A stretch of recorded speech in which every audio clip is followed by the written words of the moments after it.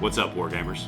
Welcome back to World of Wargaming. I'm Isaiah, and I would like to invite you to pull up a chair, grab a snack to share, and a tasty beverage all for yourself, and let me talk at you for a minute.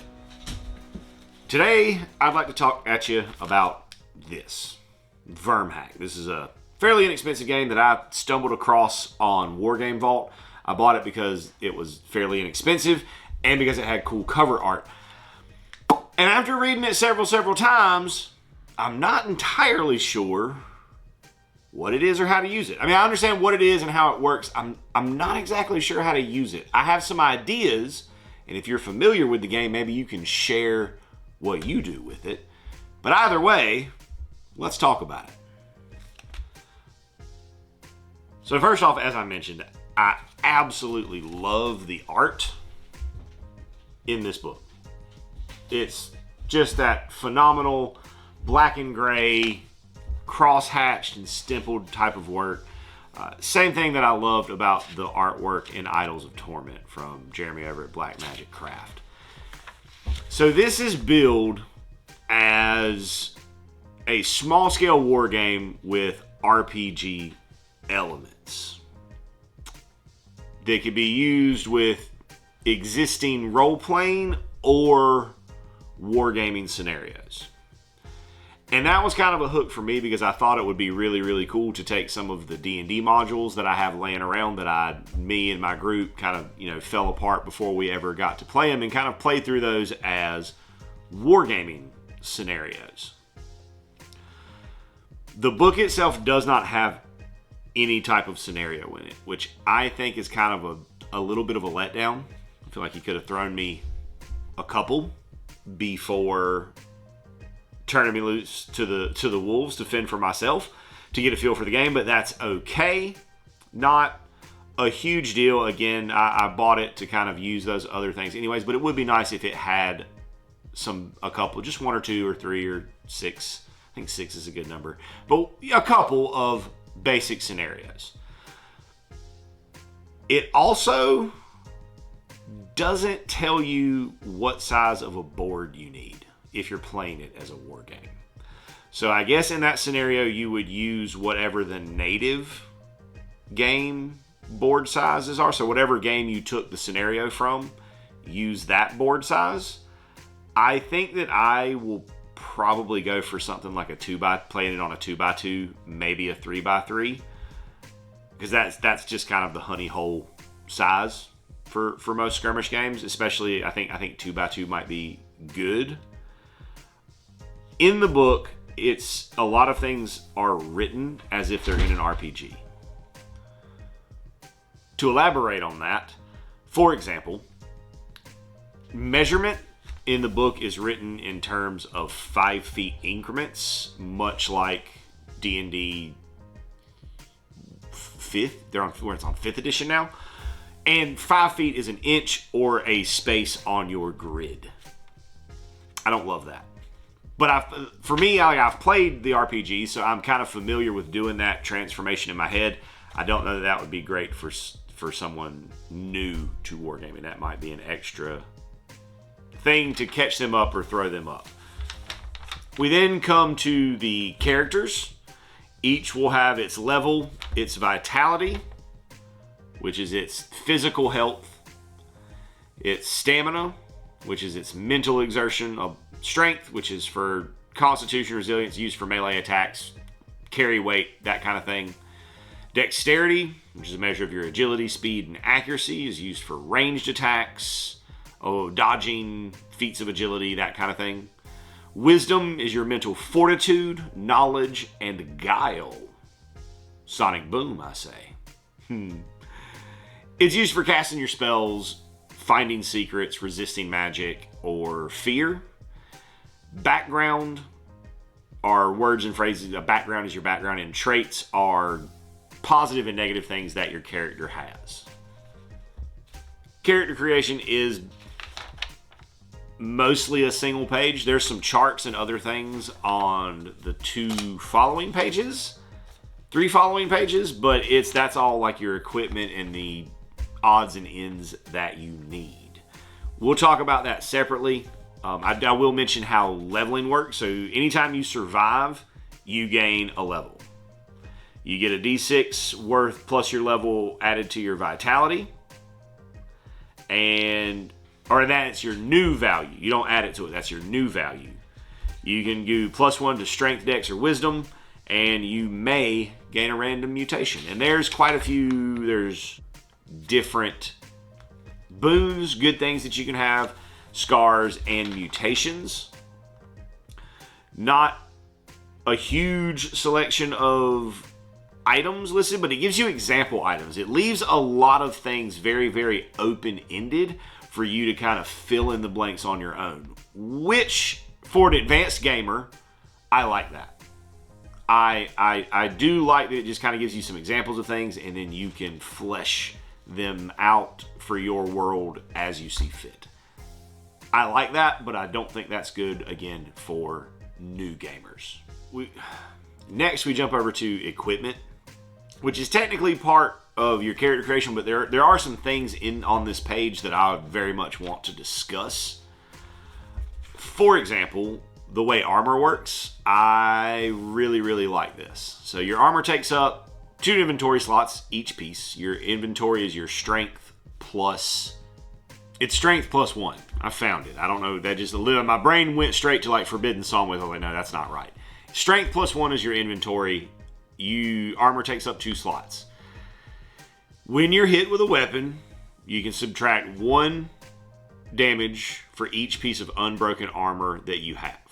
Or you can sacrifice 1 piece of armor to negate all damage from a single hit. If armor is sacrificed or broken, it is not removed from your inventory, but it will have to be repaired. I think that's a really cool system for dealing and using armor. I like that it can break and you got to repair it, and I like that you can just have a piece take the full effect of a hit and it just become useless for that game. Now with trading, they've done something that I've not seen before. Gold has no real value in this world that is rotting and decaying and falling out from the inside. So everything is conducted with barter. So when you approach a merchant or someone that you want to trade with, you roll a d6 to see how much things they have to trade and what they will trade them at. So like if it's a 1, it's scarce. So they'll only do 1 trade. And trade is usually based on weight or a likeness. So like 2 tools to 1 armor, or 1 spell book for a spell book. And again, that's kind of left a little bit open-ended for you to decide on your own at the table. And on a 6, though, they'll go 1 for 1, plus you get something for free, which is pretty cool. And then we have some different weapons and weapon critical effects or weapon abilities. It's got some weapons that it gives you and some where you can kind of piece together the weapon on your own with things like having it have parry or be a black powder weapon, or on the critical being able to bash or bleed or sunder or repel. That's pretty neat. And then we've got a list of course, what all those weapon abilities and weapon criticals do. I like that part. I like that part a great deal, where you can kind of piece together the weapon as you want. I think that's cool. We then move into playing the game, which starts with the rolling of your dice. The game does use D6s, which I may or may not have mentioned earlier, but D6s. And anytime you approach something that requires a test, you roll 2d6, add the appropriate stat, and your target number is 12. But again, it leaves this completely open-ended. It gives you very, very little in terms of what you would need to take these tests for. It does give you some guidelines on which stat to use. So feats of strength or force or fortitude, you use your strength. Agility, precision, speed, you use your dex. Courage, perception, or cunning, you use your wisdom. But as far as when you're going to have to take those, that's pretty much up to you and your opponent. Or if you bring an AI system from a different game or develop your own AI system, whatever the AI tells you to do.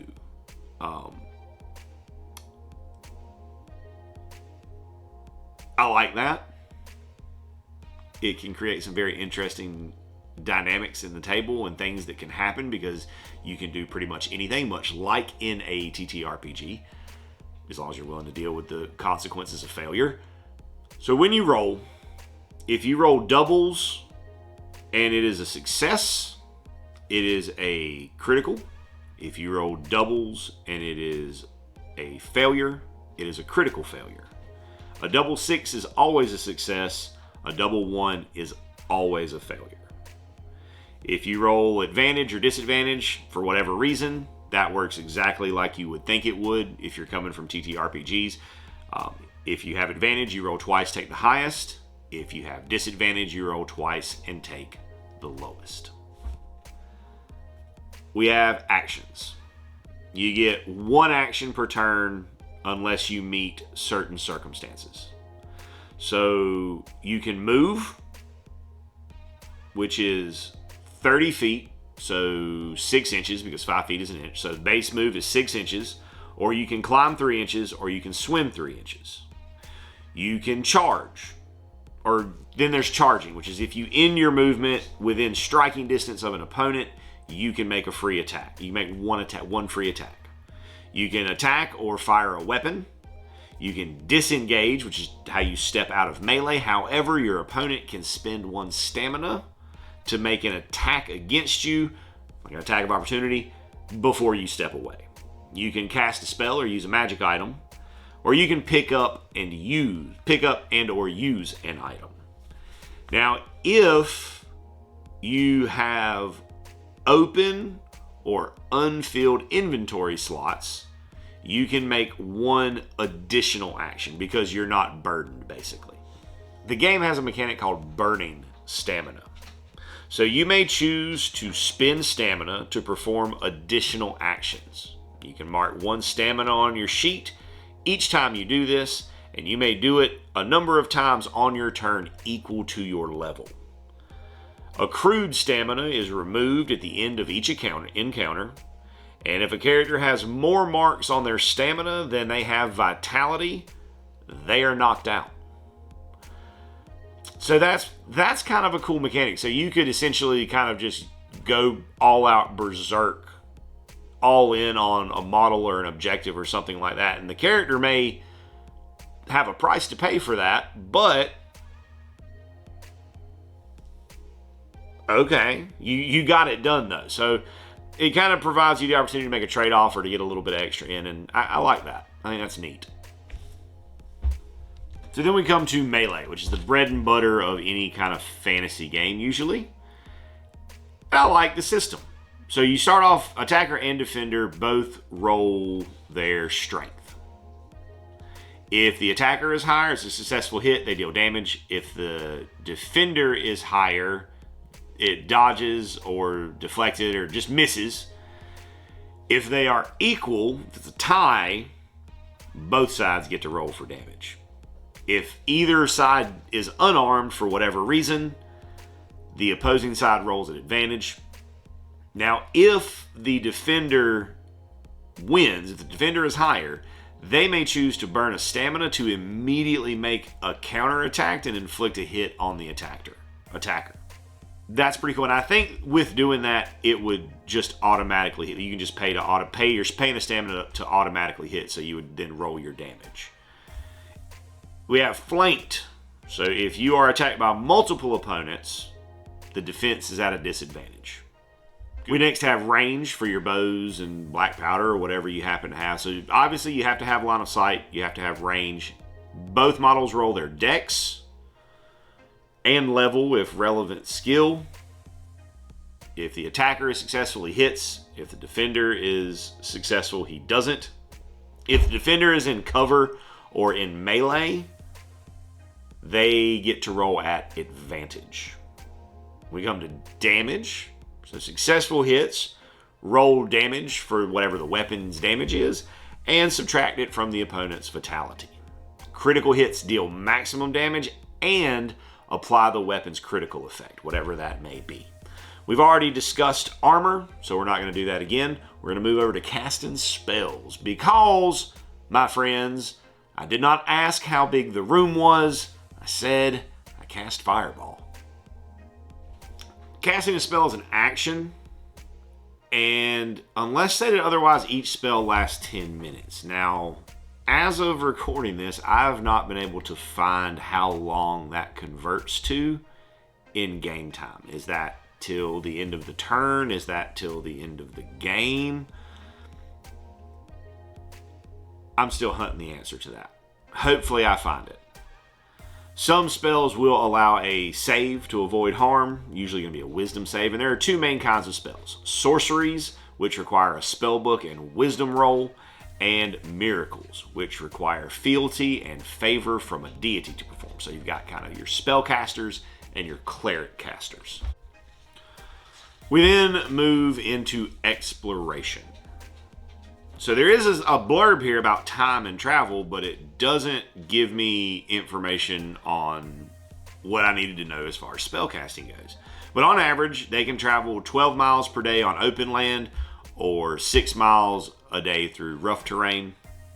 If a character is in low light, like a lantern or a torch, they can see up to 2 feet, so 2 inches away, and attempting actions outside of that range gives them disadvantage. Rough terrain, movement is halved. Hazardous terrain, requires a dex roll, and on a failure, you take 1 damage. That ignores your armor. Jumping is you can jump half your movement with a successful dex roll, and a failure will cause you to fall. If you fall, or if you are thrown 10 feet or more, you have to roll a dex save or be knocked down. If you fail, you suffer D6 damage for each 5 feet beyond that 10, and a dex roll will halve that damage. If you are thrown and collide into a wall, you suffer damage as if you had fallen distance equal to the throw. So if a big ogre or something picks you up and chucks you into a wall, it's going to hurt you.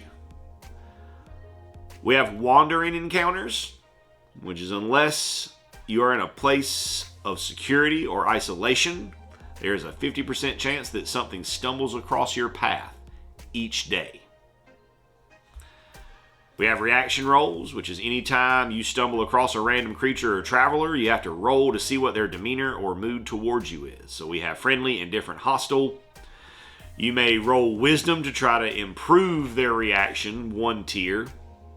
And then we have mechanics for starvation. You start off your game or your campaign with 3 days worth of food. So for each day that they don't eat, they gain 1 stamina that cannot be recovered until they get something to eat. So you gotta be, I guess, scavenging. Like you gotta be able to find food. And after a long day of random encounters and potential starvation, if you are fortunate enough to find a safe place to rest your head that night, you got a few things that you can choose to do. You can recover and regain D6 vitality. You could tend, which is to heal another for D6 vitality, but it does require a tool like, I guess, a med kit or a skill in medicine or something along those lines. Patrol is no wandering encounters or ambushes during the night. You could forage to gain D6 rations, which I feel is going to be important. You can perform a ritual, which is cast a spell. Sorceries do not require a wisdom roll or stamina. You can invoke to gain daily favor with your chosen deity. You can repair a single broken tool, weapon, or piece of armor.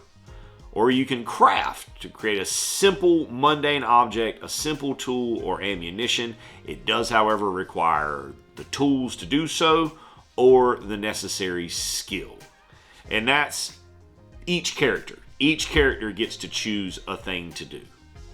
We then have some status effects like blinded, exhausted, frightened, knocked down, poisoned, and stunned. If you're blind, all of your attack rolls and rolls to avoid danger are disadvantaged because you can't see where you're going. You could be exhausted, where you gain 1 stamina and lose 1 inventory slot until you rest. This can be stacked onto you multiple times. If you become frightened, your attacks and skills are at disadvantage. But at the beginning of your activation, or at the beginning of your turn, you get to shake off the fear. So that's nice. If you're knocked down, attacks against you are at advantage, and you must spend an action in order to stand up. Then we come to poisoned. So you roll strength, and if you fail, you gain 1d6 worth of stamina. Each day you roll your strength again, and on a success, the poison is cured. On a failure, you gain 1 more stamina. Stamina lost this way cannot be regained until the poison is cured. Drinking an antidote or visiting a healer will allow a re-roll of the strength roll.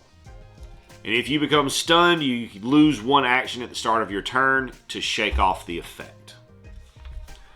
We then dig a little bit deeper into sorcery. So any character with the spell book for the spell can attempt to cast it.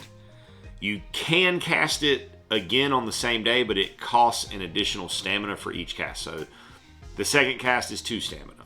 The third cast is 3 stamina. If you pass your wisdom test, you succeed. Failure is a failure. Critical failure means a catastrophe, for which we have a handy dandy little chart. With your spell books, there are 3 different levels. You have a level 1, which has 1 slot, 1 spell, a charm, scroll, votive, or bone. That's kind of what it equates to. That's the examples of it. The next one is 2 slots, which is D6 spells, grimoire, a relic, a scepter, something like that. And then you have your 3 slots, which is D6 spells, which is your tablet, a sculpture, a corpse. Maybe it's D6 supposed to be D6 minus 1 there. I'm not there's just D6 and then a minus sign in brackets. I'm not exactly sure what that is. Found it. When it's just the minus or the plus sign, that means advantage or disadvantage. So for the 2 slaughter, it would be it's D6 at disadvantage. So you got to roll twice and take the lower number. And then we have our catastrophes like drain, corrupted, a detonation, a mutation, all kinds of bad stuff that can happen to you if you critically fail. I love stuff like that. Love it when there's those kinds of big consequences for big failure. There are 2 schools of sorcery, the Erd Flame and the Golden Thorn. Each comes with 4 different spells. The Erd Flames are very fire-centric and kind of more damage-based, whereas the Golden Thorn ones are a little bit more CC and bleed effect kind of stuff. That's cool. We then come into miracles, which are more of your cleric style characters. So to be able to use them, you have to swear fealty to a god. There are 2 in the book, Solg the body and Ko the star. Fealty for Solg is you must never strike a killing blow, and I assume the curse would be that if you did that, your vitality would be permanently reduced by half. For Ko is you hold no fealty or audience to mortal lords. Only the cosmic can guide the mortal. Their curse is to be blinded permanently. Each has 4 miracles. You start with 1 of them, I believe. To cast a miracle, you must spend divine favor. You can gain divine favor by resting, but if you don't use it, then you lose it. You can also gain favor through acts of service to your deity, such as converting a person or willfully denying yourself a boon or a pilgrimage, or to defeat a worshiper of an opposing deity.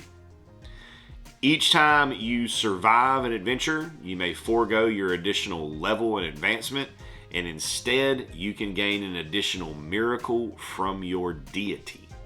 We then come to monsters. So it gives you some. It gives you 1, 2, 3, 4, 5, 6 different potential monsters. But then it also gives you a chart for creating new adversaries. So it gives you a vitality roll and a morale roll, and then their attacks. So monsters perform all of their rolls using their level. So that's the modifier that they have to all of their stuff, I assume. So like if they're level 10, they would have plus 10 to their rolls. They do have a morale, though, which can cause them to potentially flee. It's 1 through 6. They can flee. They can flee if injured. They can flee at half health. They can 1 in 6 flee at half health, or they can fight to the death. And it gives you a range. It gives you some from level 1 up to level 10. Mostly, though, 2 to 5 is the majority. And you've got one like big bad dude that's called a Lindworm. And it looks gnarly. What it does not give you is an AI for those monsters.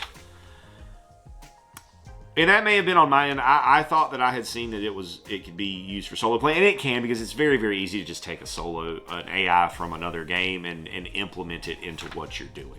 We then come into maladies. These are things that you can pick up along the way, like diseases or curses. With a disease, each day you roll strength or you suffer the effects of the disease, and that persists until it is cured. And the disease lists its possible cures from consecutive saves to specific tools or tasks or things of that nature. With a curse, every day you roll wisdom or suffer the effects until it is cured. For curing a curse, some spells have the ability to purge it. Otherwise, you must visit a site of great magic or divine power. With the diseases, it gives you 6 diseases. You have gnarlpox, omen stones, moon rot, bone weevils, ember warts, and slivering. With the curses, it gives you a 2d6 chart of potential curses that could happen that you can roll for at random. On your journey through bad fortune or potentially good fortune, or through even possible enlistment, you may potentially come under the service of a lord. When you meet your lord, you must roll 2d6 on this chart to determine their qualities. And it can be things like violent or glutton or coward or sadist or an idiot. None of them are good. Being in their service allows you access to some valuable goods, which can be traded to them, because that's what they're after, the valuables, for things that you need. So a 1 slot valuable item could be 2 rations, 2 tools, or 1 armor. If you find valuables while in service of a lord, you are obligated to turn them over. If not, then there's a 1 in 6 chance that you will upset them. However, it doesn't. This lord section is something where it's left very open-ended, where I wish it wasn't. I wish that it told me what these qualities mean and how they would affect gameplay, and I wish that it would tell me what happens if you upset the lord. So in some places I like the open-endedness, in some I wish there was more clarity. You enter the service of a lord for a period of time. It could be a one-off, which you'll get one slot valuable. It could be a season, where you'll get 1 valuable and a choice of equipment. It could be a year for D6 valuables and choice of equipment plus lodging, or a lifetime. D6 plus valuables, D6 at advantage, D6 roll advantage valuables, your choice of equipment, lodging, and 1 artifact. If you break service, you will be met with violence. And again, it doesn't fill any blank. It leaves that completely open-ended. It doesn't tell you anything about what will happen if that occurs. Which, again, some situations I wish they had told me what to do. Which then brings us to the last page of the book, which is artifacts and loot. Artifacts, there are 6 of them: the Storm Stone, the Crown of Hunger, the Helm of Terror, the Resurgent Rings, the Stone-Cast Hammer, and the Unharrowed Mantle.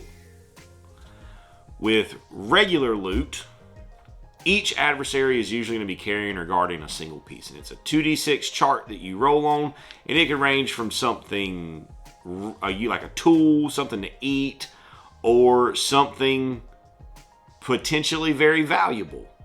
It could be a random spell book. It could be a random artifact. There's a lot of things that could potentially happen with that roll. Which brings us to the end of the book. And the last thing he does mention is that to stay tuned, there will be more material in the future, including scenarios and settings. So I assume that that means that if I go back and look on Wargame Vault, I could probably track down some more things to go with this that may clear up some of the qualms that I have here in the beginning. Hopefully that is the case. So let's do some final thoughts. So as mentioned, and this is important to me, it may not be important to others, but it's important to me because I am an artist. I love the art. Love the art in this book. I think it is phenomenal in a very simple and dark way. I like some of the open-endedness of it. In other areas, I wish that things were a little bit more hammered in. This book right here, I don't know that I call this a full-fledged game just in this book. It feels much more to me like a universal supplement for taking things that you like from other places and mushing them together. Now, again, I have not seen any additional supplements that have been released for this. I'm going strictly off of this book that I purchased from Wargame Vault because it had a cool name and because I thought the cover looked cool and because I liked the write-up that it had. I knew nothing about it going in, which is often the case with games from Wargame Vault. Another thing that I will add, and there's a good chance that this is user error on my end, but I had a heck of a time getting this thing to print properly. The PDF is fine. I personally, I don't want a PDF. I like having the PDF, but I want a hard copy. And again, it's highly possible that that was predominantly user error. But there are some things that I do really, really like. I like the fact that you can take modules and scenarios that you enjoy from other things and experience them through this system. I like the overall simplicity of the system, just straight D6 rolls looking for 12s and adding whatever stats or no you need. I really, really like how simple combat is, and I like that there's very little bookkeeping during the game. There's a little bookkeeping across adventures and things, but not on the game. It's not as far as like while you play the game. There's not a million things to keep up with, and I really, really like that. And for the price tag, I think that for the advanced gamer or the mid-level to advanced gamer, I think this is a fine purchase. If you are new to wargaming and new to digging into indie games, this is one that I might get a few other games under your belt before having a go at. Now, something that I very, very much applaud this game for is that I think this is a wonderful bridge game for people that are coming from TTRPGs into war games. I think if you have friends that play D&D or Shadowrun or Vampire or whatever, and you are trying to get them to play war games with you, I think this might be the game for you. I think you might be the best audience for this game because there are so many elements in this that are going to be immediately recognizable to TTRPG players that can help them transition and make that shift from RPG into wargame. Overall, for less than $5 plus more content to come, I think you should pick it up. Again, if you are in that mid to advanced level of gamer. Thanks so much for tuning in, hanging out, letting me talk to you about Vyrmhack. I hope you have an absolutely amazing rest of your day.